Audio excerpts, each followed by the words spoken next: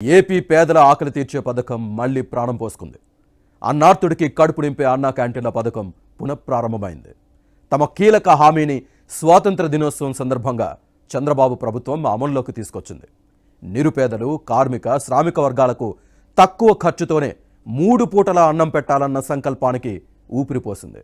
5 ఏళ్ల పాలనలో జగన్ ప్రభుత్వం పేదవాడి కడుపు మీద కొడితే చంద్రబాబు ప్రభుత్వం మళ్లీ పేదవాడికి అన్నం ముద్దను చేరువ చేసింది.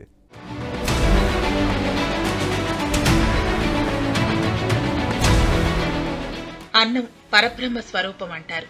అందుకే అన్ని దానాల్లోకి అన్నదానం మిన్నా అంటారు. ఎందుకంటే మనిషికి జీవితంలో ఏది పరిపూర్ణమైన సంతృప్తిని ఇచ్చినా ఇవ్వకపోయినా కడుపు నిండా తిండి పెడితే మాత్రం సంపూర్ణంగా సంతృప్తి చెందుతారు.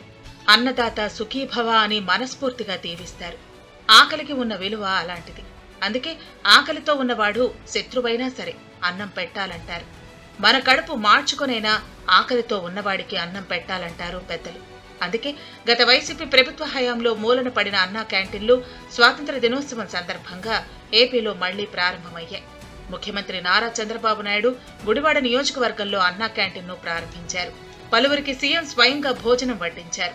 ఈ కార్యక్రమంలో చంద్రబాబు సతీమణి నారా భువనేశ్వరి, పలువురు మంత్రులు, ఎమ్మెల్యేలు పాల్గొన్నారు. సీఎం దంపతులు, పలువురు ప్రజాప్రతినిధులు అక్కడే భోజనం చేశారు. పేదలతో చంద్రబాబు మాట్లాడి వారి సమస్యలను తెలుసుకున్నారు.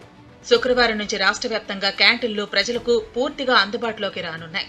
రాష్ట్ర వ్యాప్తంగా మొత్తం 100 క్యాంటీన్లు ముందు అందుబాటులోకి వచ్చాయి.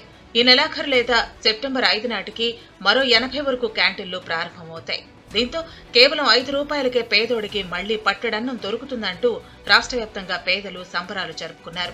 అక్కడ ఉదయం టిఫిన్, మధ్యాహ్నం లంచ్, రాత్రికి డిన్నర్ అందుబాటులో ఉంచుతారు. వారంలో 6 రోజులు ఈ క్యాంటీన్లు నడుస్తాయి. ఆదివారం మాత్రం సెలవు దినం.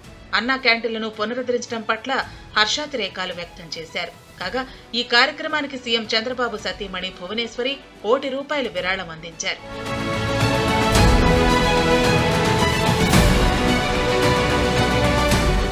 ప్రతి ఒక్కరం బతికేది జానెడు పొట్ట కోసమే అని అన్నా క్యాంటీన్లను శాశ్వతంగా కొనసాగించాలన్నదే తన ఆకాంక్ష అని సీఎం చంద్రబాబు అన్నారు. స్వాతంత్ర దినోత్సవం సందర్భంగా గుడివాడ మున్సిపల్ పార్కులో అన్నా క్యాంటీన్ను ప్రారంభించిన సీఎం ఎవరైనా కడుపు నిండా తినాలని ఆశిస్తామన్నారు.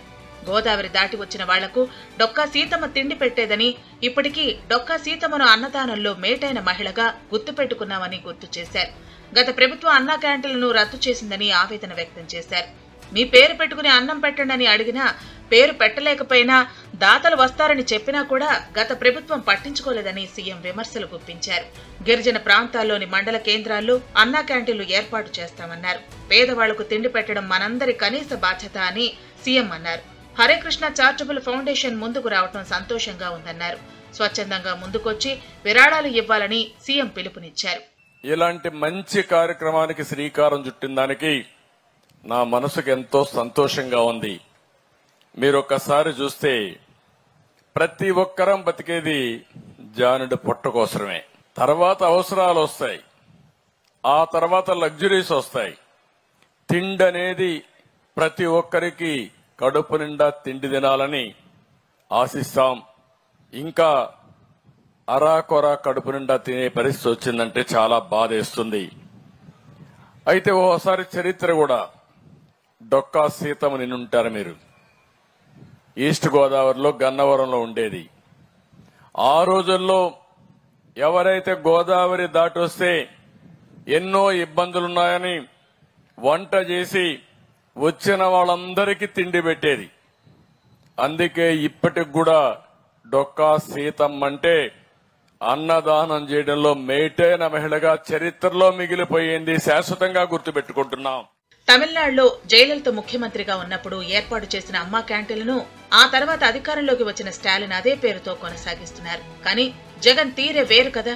పేదలు కడుపారా తినటం ఏమాత్రం గిట్టని జగన్ టీడీపీ ప్రభుత్వం ఏర్పాటు చేసిన అన్నా క్యాంటీన్లను మూసివేసి పేద ప్రజలకు పట్టెడన్నాన్ని దూరం చేశారు. టీడీపీ ప్రభుత్వం కట్టిన క్యాంటీన్లన్నీ ప్రజాధనంతో కట్టినవే. కేవలం 5 రూపాయలకే పేదలకు అన్నం పెట్టేవి.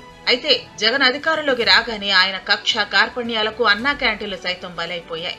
జగన్ సీఎం కాకముందు పేదల ఆకలి తీరుస్తూ కలకళ్లాడిన అన్నా క్యాంటీన్లు చాలా చోట్ల మూత్ర విసర్జనకు, చెత్త కుప్పలకు, అసాంఘిక కార్యకలాపాలకు నిలయాలుగా మారాయి. అధిక శాతం భవనాలను వృధాగా వదిలేస్తే మరికొన్నింటికి వైసీపీ రంగులేసుకుని గ్రామ వార్డు సచివాలయాలుగా మార్చేసుకున్నారు. అలా తనలోని సైకోయిజాన్ని ఆఖరుకు పేదలకు అన్నం పెట్టే అన్నా క్యాంటీన్ల మీద కూడా చూపించారు జగన్ రెడ్డి.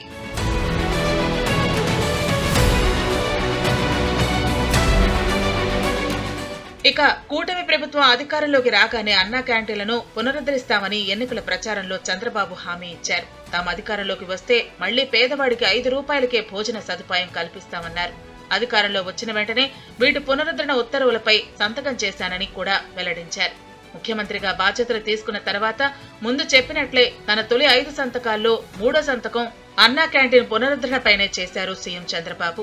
ఆ దిశగా ప్రణాళికను కూడా చకచకా సిద్ధం చేశారు.